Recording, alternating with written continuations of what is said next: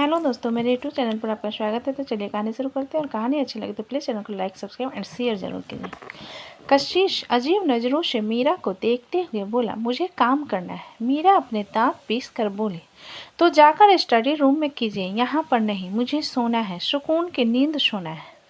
कशिश मीरा की बात पर बोला, मीरा मैं हमेशा यहीं काम करता हूँ और तुम सो भी जाती हो। आज सोने में क्या दिक्कत है? मीरा अपने दांत पीसते हुए बोली, आज मुझे गुस्सा आ रहा है, इसलिए मैं आपकी शक्ल नहीं देखना चाहती। मैं ना गेस्ट रूम का बगल वाला गेस्ट रूम में भी रेडी कर देता हूँ, आप जाकर वहाँ सो जाओ। कशिश से गहरी सांस लेकर बोला, क्या तुम मुझसे झगड़ा करना चाहती हो?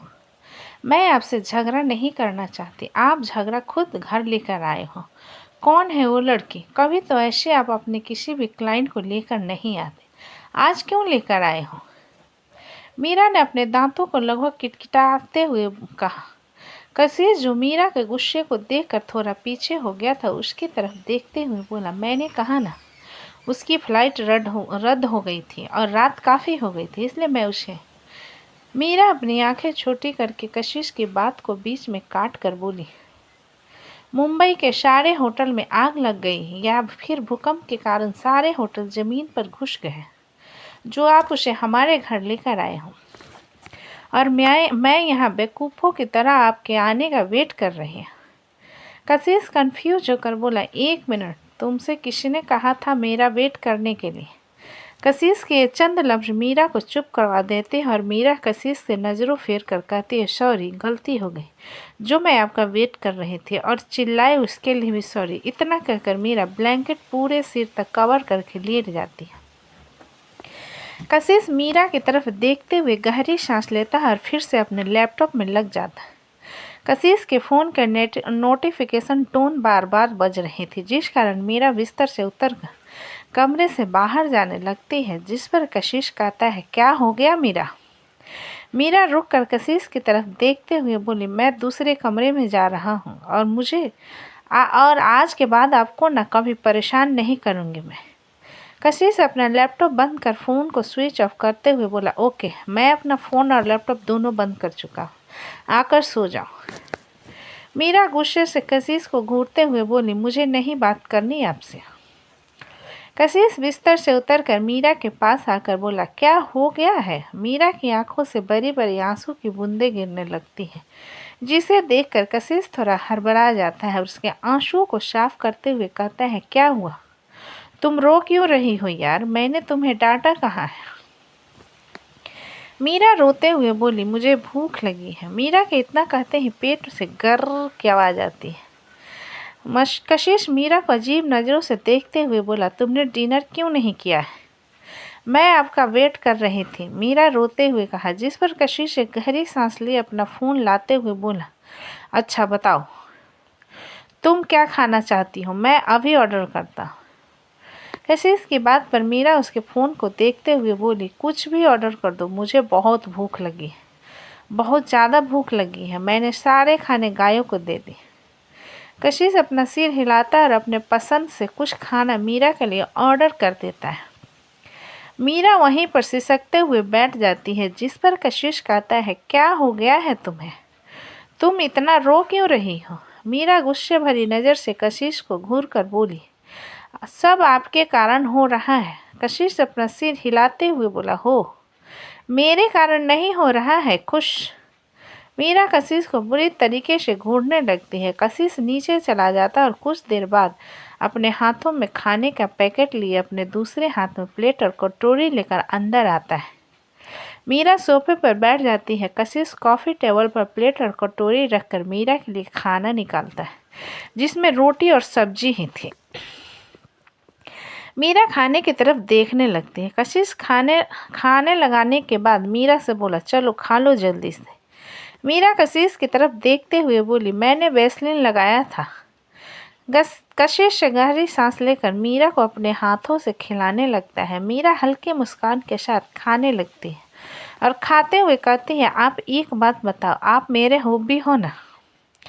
कशिश अपनी आंखें बड़ी करके मीरा को देखते हुए बोला, अभी तुमने क्या कहा? हॉबी? मीरा मुंह फुलाकर बोली, आप यहाँ पर बैठे हो ना तो आपको ही कहूँगी ना या पड़ोस के रघु भैया को कहूँगी। कशिश अपना सिर हिलाकर बोला, हाँ मैं तुम्हारा हूबी हूँ। मीरा अपने दांत दिखाते हुए बोली, तो प्रॉमिस दोबारा आप किसी भी क्लाइंट को लेकर घर नहीं आओगे, वरना मैं उसे दरवाजे से धक्के मार कर निकाल दूंगी। कशिश मीरा को घूरते हुए बोला, तुम्हें जलन हो रही है? मीरा अपना सिर हिलाते हुए बोली, हाँ मुझे जलन हो रही है। और कुछ कहना है आपको? चुपचाप खाना खिलाने में फोकस करो। कशिश से गहरी सांस लेकर मीरा को खाना खिलाने लगता है। विक्रम और आरू आमने सामने बैठे हुए थे। आरू पूरे कमरे को घूर रहे थे और विक्रम बिस्तर पर आराम के साथ बैठा हुआ था। विक्रम आरू की तीखी नज़रों को महसूस करते हुए बोला, मैंने नहीं किया है रेडी, वो तो एक रस्म है ना जिसे अदा करना जरूरी होता है, इसलिए मैंने मना नहीं किया। बाकी वो हम लोगों के ऊपर है कि हम अपनी वेडिंग नाइट स्पेंड करना चाहते हैं या फिर नहीं। आरू अपना सिर हिलाकर बोली, तो आप ही बता दीजिए आप क्या चाहते हैं। विक्रम कुछ देर इस बारे में सोचने के बाद बोला, जब तक तुम हाँ नहीं कहोगी मैं तुम्हारे साथ कोई ज़बरदस्ती नहीं करने वाला। आरू विक्रम के बगल में आकर बैठते हुए बोली, क्या मैं सच में आगे की पढ़ाई नहीं कर पाऊंगी? विक्रम ठीक से बैठते हुए आरू को घूर कर बोला, मैंने तुमसे कहा था ना किसी की भी फालतू बातों पर गौर मत करो। मैं तुम्हारा पति हूँ यार, मेरी बात सुनो। कौन क्या कहता है उसे इग्नोर करो। आरू छोटा सा मुंह बनाकर बोली, लेकिन वो आपकी मॉम है ना, अगर आप उनकी बात नहीं मानोगे तो? हो उनसे ही मैं इस दुनिया में आया हूँ, इसलिए अपने फर्ज को तोड़ नहीं सकता, लेकिन उनकी हर बात को भी नहीं मान सकता। आरू मैंने तुमसे प्रॉमिस किया है कि मैं हमेशा तुम्हें सपोर्ट करूँगा, तो मैं कोई गिरगिट नहीं हूँ जो यूं ही अपना रंग बदल दूँ। विक्रम ने आरू की बात को बीच में काट कर कहा, आरू विक्रम की बात पर उसे देखते हुए बोली, वैसे आप इतने भी बुरे नहीं हो जितना आप बनने की कोशिश करते हैं। विक्रम की आंखें एलईडी लाइट की तरह चमक उठती और वो आरू की तरफ देखते हुए कहता है, क्या सच में? आरू अपना सिर हिलाकर बोली, हाँ सच में। विक्रम आरू की तरफ देखते हुए थोड़ी नर्वस आवाज में बोला, क्या मैं तुम्हें किस कर सकता हूँ? एटलीस्ट थोड़ा सा। आरू विक्रम को घूरते हुए बोली, मैंने आपको उंगली पकड़ने को क्या दिया, आप पूरे हाथ को पकड़ने पर तुले हुए हो। विक्रम अपनी आंखें रोल करके बोला, ओके नहीं देना तो मत दो। विक्रम की बात उसके मुंह से ही रह जाते हैं क्योंकि आरू ने आज आगे बढ़कर उसके होठों पर किस किया था। विक्रम की आंखें बंद हो जाती है लेकिन आरू दूर हो जाती है। विक्रम आंखें खोल आरू को अजीब नज़रों से देखते हुए बोला, ये किस नहीं था। आरू मुंह बनाकर बोली, मुझे जितना आता है मैंने उतना ही किया ना। विक्रम हल्का सा आगे बढ़कर आरू के चेहरे को पकड़कर उसके होठों के नज़दीक आते हुए बोला, लेकिन मैं तो कर सकता हूँ ना। इतना कहकर विक्रम आरू के होठों पर किस करने लगता है। आरू अपनी आंखें बंद कर विक्रम के कंधे पर हाथ रखकर उसका साथ देती। करीब 10 मिनट बाद विक्रम आरू से दूर होता है तो देखता है आरू का मेकअप थोड़ा बिगड़ गया था और वो गहरी सांसें ले रही थी। विक्रम आरू के जोलाइन पर हाथ रखते हुए बोला, क्या हम दोनों?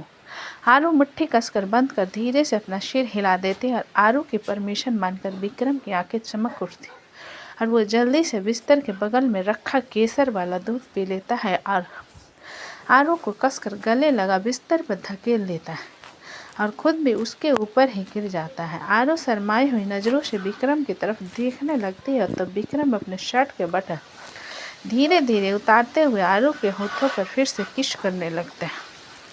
आरू अपनी आंखें बंद कर विक्रम के हर एहसास को महसूस कर रही थी। विक्रम आरू के कंधे पर हल्का सा बाइट करके बोला, थैंक यू सो मच। आरू विक्रम की बात का कोई जवाब नहीं देती तो विक्रम आरू के साड़ी के प्लेट्स को उतारते हुए उसके ब्लाउज की डोरी को खींच देता है और आरू के चेहरे को पकड़कर फिर से उसके होठों पर किस करने लगता है। आरू बस विक्रम का साथ देने लगती है और दोनों अपनी ज़िंदगी के एक नई राह पर कदम रखते हैं। इधर मृत्युंजय का कमरा। महक का पूरा चेहरा लाल हो गया था और उसके गले पर हल्के बाइट्स के निशान थे। मृत्युंजय उसके बगल में उसे गले लगा कर देख रहा, जो कि नींद की आगोश में जा चुकी थी। मृत्युंजय महक के गाल को सहलाते हुए बोला, मैं तुम्हें कभी नहीं खोना चाहता। तुम मेरी थी हो और हमेशा मेरी ही रहोगी। I can never share you with anyone. ये कहकर मृत्युंजय महक के माथे को चूम लेता है। अब आगे सुबह का वक्त था। अवस्थी मेंशन। फलक की नींद फ़ोन की रिंगटोन से खुलती है। फलक आंखें बंद कर नाइट स्टैंड से अपना फ़ोन निकाल कॉल रिसीव करते हुए कान में लगा कर बोली, हेलो। दूसरी तरफ से रुद्र बोला, हेलो जय, तुम्हारा तेल लेने तुमने कहा था कि तुम गार्डन आओगे और अभी तक नज़र नहीं आ रही हो। बिस्तर में हो अभी भी? फलक करवट बदल कर आराम से सोते हुए बोली, तुम वर्कआउट करके चले जाओ ना घर, मुझे क्यों डिस्टर्ब कर रहे हो मोहतरमा। मोहतरमा, इज्जत राश नहीं आ रही है क्या, या तुम्हारे घर आऊँ तुम्हें लेने के लिए? चुपचाप आओ, 10 मिनट में हाजिर हो जा। रुद्रा ने फलक को धमकाते हुए कहा। फलक कॉल कट करके सीधे वॉशरूम की तरफ चली जाती है और जॉगिंग सूट पहन कर कमरे से बाहर आती है तो मेन हॉल में शैलेंद्र न्यूज़पेपर पढ़ने बैठे हुए थे। फलक बाहर की तरफ जाते हुए बोली, गुड मॉर्निंग पापा। गुड मॉर्निंग बेटा, कहाँ जा रही हो इतनी सुबह? शैलेंद्र ने अपने चेहरे से न्यूज़पेपर हटाते हुए कहा। फलक रुक कर पलट कर शैलेंद्र को देख कर बोली, जॉगिंग पर जा रही थी। शैलेंद्र अपनी एक आईब्रो ऊपर करके बोले, मॉर्निंग वॉक हम जब इंदौर में थे तब तुम कभी गई नहीं, और यहाँ? फलक अपनी आंखें रोल करते हुए बोली, रुद्रा गार्डन में वेट कर रहा है। शैलेंद्र न्यूज़पेपर को मोड़कर कॉफ़ी टेबल पर रखते हुए बोले, मैं तुमसे इस बारे में बात करने वाला था, आओ बैठो। फलक कन्फ्यूजन में आकर शैलेंद्र के सामने बैठते हुए बोली, बात करने वाले थे? किस बारे में बात करने वाले थे? तुम्हारे इस रुद्र के बारे में, शैलेंद्र ने जवाब दिया, जिस पर फलक मुंह बनाते हुए बोली, अच्छा खासा लड़का है, दिखने में ठीक ठाक है, अपना का खुद का काम है, और क्या चाहिए? शैलेंद्र फलक की बात पर बोले, जब मैंने तुम्हारा रिश्ता विक्रम भाटिया के साथ तय किया था, उसे अपनाने और ना अपनाने का फैसला तुम्हारे ऊपर छोड़ा था। उसकी शादी हो चुकी है पापा, और मुझे कुछ खास पसंद भी नहीं था वो। आप इस टॉपिक को क्यों निकाल रहे हो? फलक ने इरिटेट होकर कहा। शैलेंद्र गहरी नज़र से फलक को देखते हुए बोले, मैं इस बारे में तुमसे केरल में ही बात करने वाला था, लेकिन शादी का माहौल होने के कारण तुम्हारा मूड खराब नहीं करना चाहता था। आप क्या कहना चाहते हैं, साफ साफ बता सकते हैं?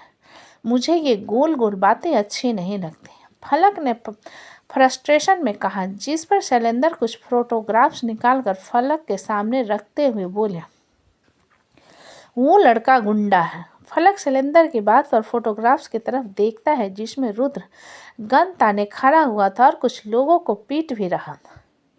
फलक चमकती आंखों से फोटोग्राफ्स को देखने के बाद उन्हें ठीक से टेबल पर अरेंज करती है और अपने मोबाइल में फ़ोटो क्लिक करते हुए कहती है, कितना हॉट लग रहा है ना पापा। शैलेंद्र फलक को घूरते हुए बोले, मैं उस लड़के की खामियां गिना रहा हूँ और तुम इस लड़के से इम्प्रेस हो रही हो। तुम्हारा दिमाग खराब हो गया है। फलक उसे फोटो को पकड़ते हुए बोली, आजकल शरीफ लोगों को कौन ही पसंद करता है, और आपकी बेटी भी कहाँ शरीफ है, इसलिए मुझे ये बंदा बड़ा पसंद आया और अब तो मैं इसे छोड़ने ही वाली नहीं हूँ। अच्छा, मैं जा रहा हूँ वर्क पर, आप अपना दिमाग ज़्यादा मत खराब कीजिए और शुगर की गोली खाइए। इतना कहकर फलक फोटोग्राफ्स को लेकर बाहर की तरफ चली जाती है। शैलेंद्र अपनी मुट्ठी मजबूती से बंद करके बोले, पता नहीं उस लड़के ने क्या जादू किया है तुम पर, लेकिन चाहे कुछ भी हो जाए मैं तुम दोनों को एक नहीं होने दूंगा। तुम्हारी शादी वही होगी जहां मैं चाहूँगा। इतना सोचते हुए शैलेंद्र गुस्से में उठकर अपने कमरे की तरफ चले जाते हैं। इधर संजय गांधी नेशनल पार्क में फलक की कार आकर पार्क के सामने पार्किंग एरिया में रुकती है और उसे सामने ही रुद्र भी दिख जाता है। फलक गाड़ी से उतर रुद्र के पास जाकर बोली, तुम यहाँ क्या कर रहे हो? तुम्हें जॉगिंग नहीं करना है क्या? रुद्र फलक को घूरते हुए बोला, तुम्हारा ही वेट कर रहा हूँ, वरना पता चले कहीं जाकर गुम हो गई। फलक रुद्र की बात पर बोली, मुझे तुमसे कुछ इम्पोर्टेंट बात करनी है। क्या इम्पोर्टेंट बात करनी है? रुद्र ने भौवें उचकाते हुए कहा। फलक आगे चलते हुए अपने जॉगिंग सूट के पॉकेट से फोटोज निकालकर रुद्र के सामने रखते हुए बोली, डैड ने दिया। रुद्र फोटोज को देखते हुए फलक से बोला, और तुम्हें क्या लगता है? हाँ, मुझे पता है तुम लड़ाई झगड़ा करते हो, लेकिन समझ नहीं आ रहा कि डैडी के पास ये फोटोग्राफ्स कहाँ से पहुँच गया। फलक ने आगे चलते हुए कहा, जिस पर रुद्र फलक के हाथ को पकड़कर बोला, क्या तुम्हें लगता है कि मैं बेवजह लड़ाई झगड़ा करता हूँ? फलक रुककर रुद्र की तरफ देखते हुए बोली, मैंने ऐसा तो नहीं कहा। रुद्र फलक को गहरी नज़र से देखते हुए बोला, तुम मुझसे शादी तो करोगी ना, वरना मैं तुम्हें उठाकर ले जाऊंगा। तुम्हारा बाप भी नहीं रोक पाएगा। फलक रुद्र के माथे पर हल्का सा मार कर बोली, इडियट, मैं तुम्हें नहीं छोड़ूंगी, कभी नहीं छोड़ूंगी। अब इतना फिल्मी डायलॉग मारना बंद करो और चलो। तो दोस्तों, कहानी कैसी लगी मुझे कमेंट में लिखें। अच्छी लगी है तो प्लीज़ चैनल को लाइक करें, सब्सक्राइब करें और ज़्यादा से ज़्यादा शेयर करें। कहानी को पूरा सुनने के लिए धन्यवाद।